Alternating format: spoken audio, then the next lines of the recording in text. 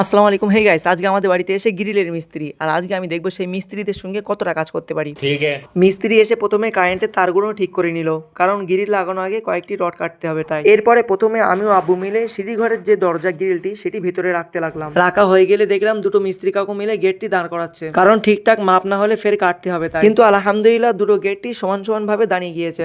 কাকুদের সঙ্গে কাজ করতে করতে আমার এত কষ্ট হয়ে গেছে, আমি গ্রিল ধরে বাঁদরের মতো ঝুলতে লাগলাম। এরপরে দেখে আরেকটি কাকু ড্রিল মেশিন দিয়ে ওখানে গর্ত করতে লাগলো, কারণ আরেকটি রড দিয়ে ঝালাই করতে হবে তাই। হে গাইস, আমার আব্বুর এই সুন্দর হাসিটার জন্য তোমরা একটি লাইক দিয়ে দাও। দরজাতে টিং দিতে হবে বলে একটু ফিতে দিয়ে মেপে নিলাম। ঘরে খোঁজাখুঁজি পরে বাপকে খুঁজে পাচ্ছি না, কিন্তু এই সিঁড়ি দিয়ে উঠে দেখি আব্বু ময়ের উপরে দাঁড়িয়ে আছে, কারণ এই সিঁড়ি ঘরের জানলায় আরেকটি গ্রিল লাগাবে তাই। ওখান থেকে কাজ কমপ্লিট করে আব্বু নিচে এসে মেন গেটের বস্তাগুলো খুলতে লাগলো, কারণ ওখানেও একটা গ্রিল লাগাবে। নিচের গেটটা কমপ্লিট করার পরে ওপরে গিয়ে সিঁড়ির গেটটা কমপ্লিট করতে। এরপরে আব্বু ডেকে আমাকে হাতে দিয়ে দিল 20 টাকা। সেটা নিয়ে দোকানে যেতে বললো, কারণ মিস্ত্রি কাকুরা দুটো কেক খাবে তাই। 10 টাকা দামে দুটো কেক নিয়ে চলে আসলাম বাড়িতে।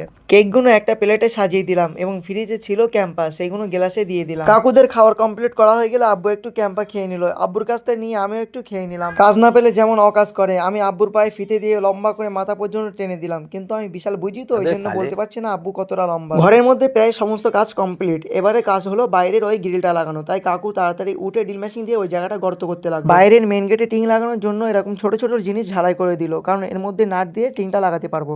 মিস্ত্রি চালা গায়া, ঘরে কাজ কমপ্লিট হয়ে গয়া। ব্যাস। ভিডিওটি ভালো লাগলে অবশ্যই লাইক করবেন এবং সাবস্ক্রাইব করে দিবেন। দেখা হচ্ছে আবার নতুন ব্লগে।